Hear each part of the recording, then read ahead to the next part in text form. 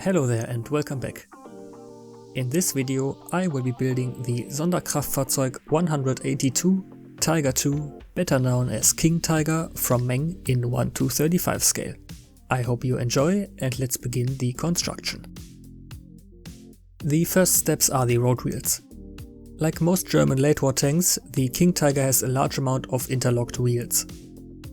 All wheels are carefully cut from their sprue and then cleaned with a hobby knife and sandpaper.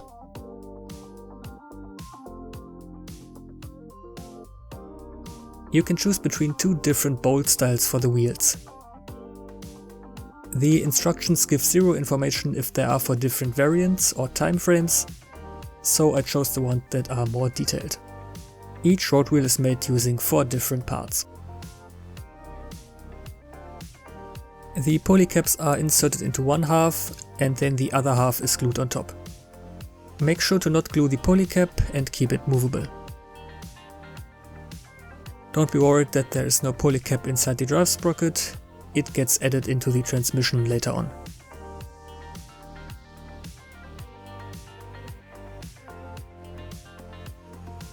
A few parts have these really large ejector pins. I have to completely remove them and sand them down. If not, the part won't fit where it should.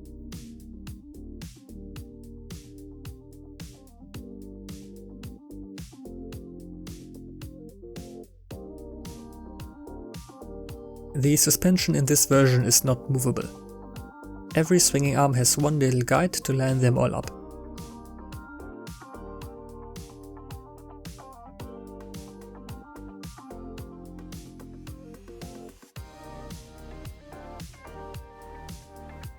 But you should always double check and correct them if needed.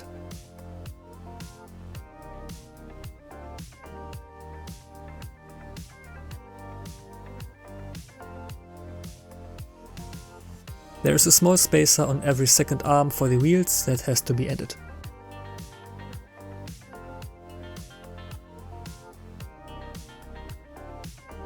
And here is the transmission. Like in the beginning, make sure to not accidentally glue the polycap inside.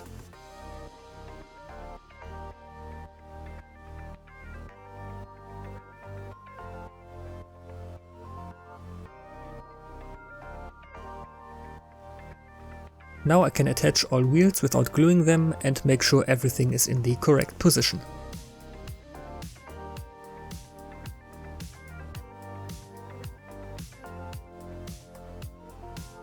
Next is the backplate. There are a few details and tools that have to be added.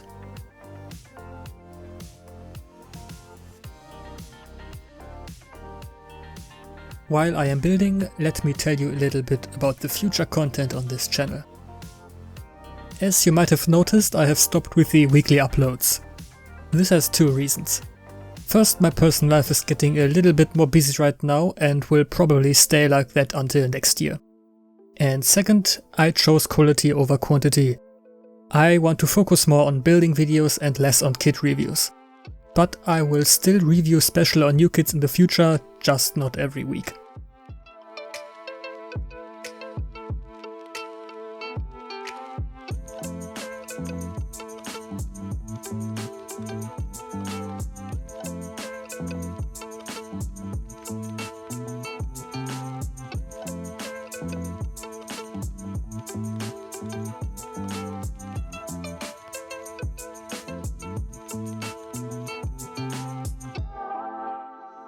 While adding the backplate to the lower hull, I had some problems.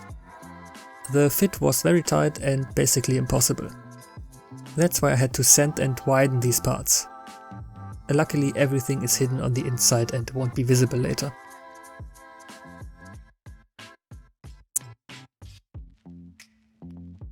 With that fixed, it's time for the tracks. Included are link and length tracks and a guiding piece for the top part. I added some masking tape to the outer edge to reduce the risk of accidentally gluing any track parts to the jig.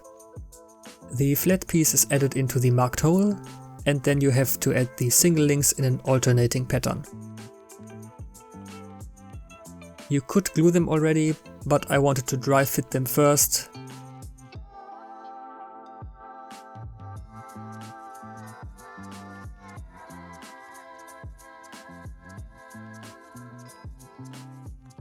Then I secured them with more masking tape. Tamiya Extra Thin works great for gluing tracks. It flows easy between the links, but not too far to risk gluing anything together that you don't want to. While those are drying, it's time for the rest of the track. Everything is placed like the instructions say and held in place with some tape. With the track placed under the sprocket, I can begin adding the glue to all joints. It is important to let the glue dry for a few minutes to create a bond, but still keep everything flexible. The scary part is next. The whole track has to be flipped and placed on the road wheels without breaking. And all that while the drive sprocket has to line up with the holes in the track. But since the wheels are movable, I can rotate them in the correct position. Now I have to let everything dry before I can continue here. That means it's time for the upper hull.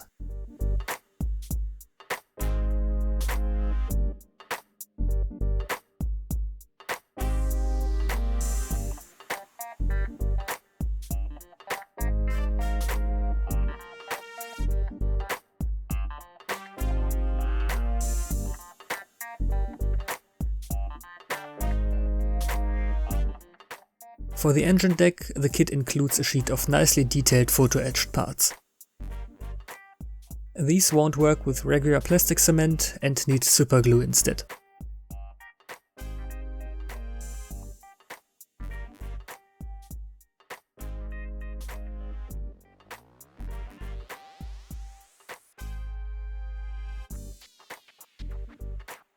Now I can attach them to the upper hull.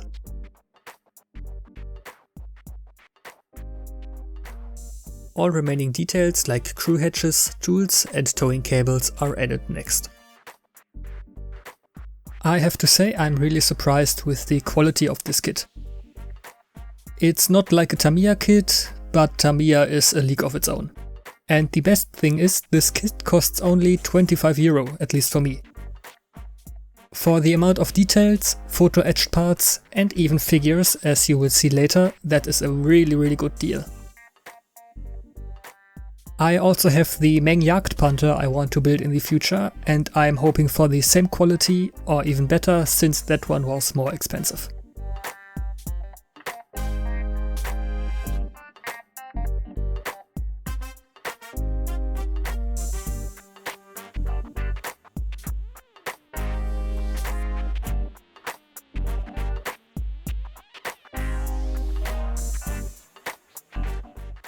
Some photo-etched parts need to be bent.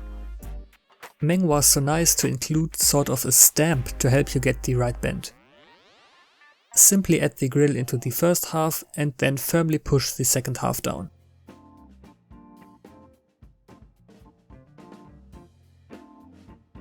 And easy like that, the parts have the perfect shape.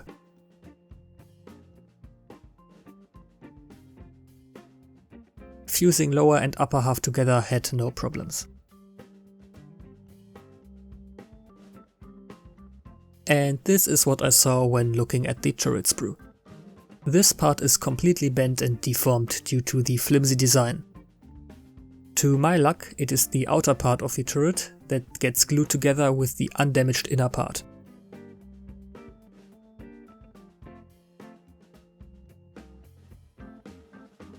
If I use enough glue and clamps, the bond should be strong enough to force the outer bent part into the right position.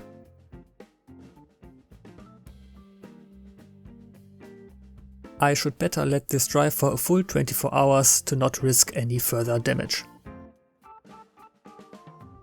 There are many clear parts for all the periscopes. I could mask them and keep them clean from any paint, but especially the ones inside the turret just won't be visible ever, so I didn't really bother. Funny enough, the kit doesn't include a gun breech. You have to buy this in an interior set. You only get this short connector. But at least the gun stays movable like that.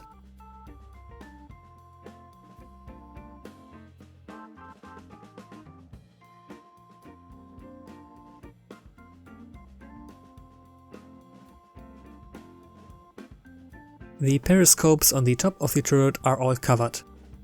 Keep a close look at the instructions here, since you have to add 3 different parts of covers in the right place.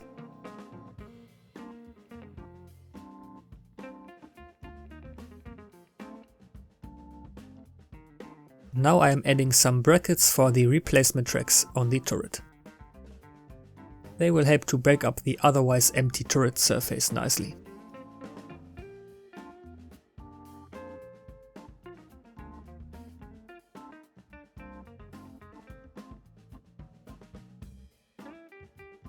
The gun mantle has multiple variants to choose from. Like before, there is no indication of their difference, so I chose the ones that are more detailed. The included barrel isn't a metal one, but at least it's a plastic one made from one piece. Only the muzzle brake is split into multiple parts. This means less cleaning and a reduced risk of a deformed barrel. This is the turret mounted MG34. It's very well detailed but way too small to film it, so here's the finished result. It even includes some photo etched parts.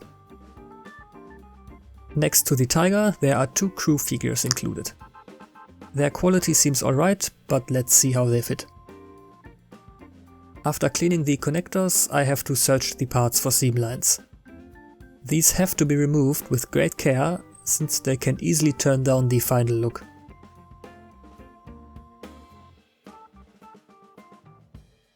For gluing, I chose the slower drying cement again. I want this bond to be extra strong, and there is enough surface for that.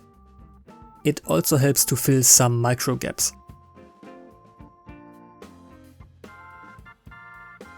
The arms on this figure are a little bit more difficult.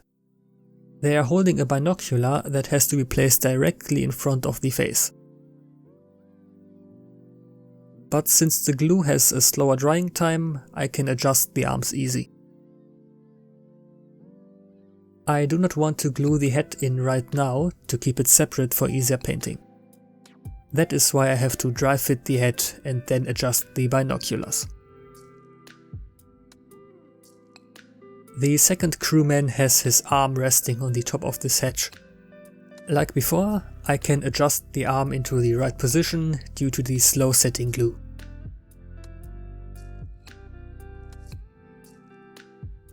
The general construction is finished here, but there is still room for some self-made additions. For example, I will deepen all flame cut marks with my knife.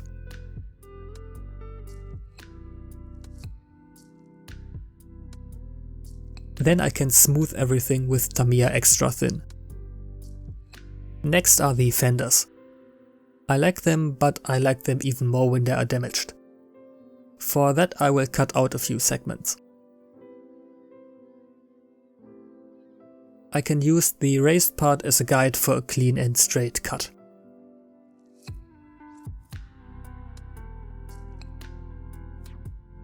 This is the layout I choose for both sides. I also had to sand the cut parts thinner to make them look more realistic.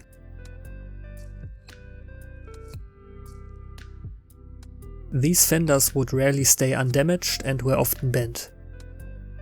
For that I will be using simple pliers and carefully deform the edges. And now I am trying something for the first time. I want to create battle damage on the front plate. First I am marking the potential spots with a pencil. Then I create a small hole with a needle to make an anchor point for the drill to hold on. Now I carefully drill a small hole about 1 mm deep.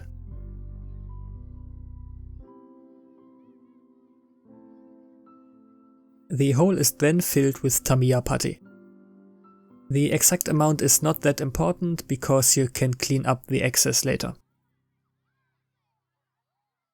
The slightly hardened putty is then pressed into and out of the hole with the back of a brush, for example. This will create the effect of armor being pushed out of the hole by the shell.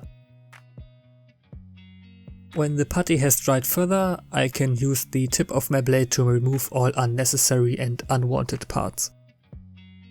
The full and more detailed tutorial I followed can be found on Nightshift's channel. There is a very subtle armor texture already molded in.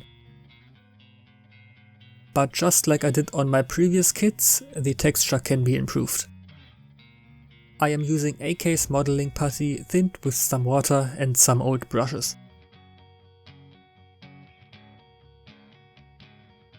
I stipple the putty everywhere where the underlaying texture was and try to avoid covering up any details.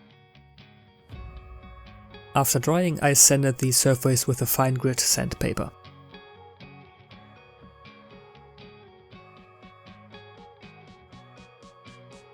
And that is it for the construction part. Until now the kit was very pleasant to build, both in terms of quality and level of detail. In the next part I will start with the painting and weathering process. If you enjoyed it, please leave a like, comment and subscribe to not miss any future uploads. Thank you for watching and see you next time.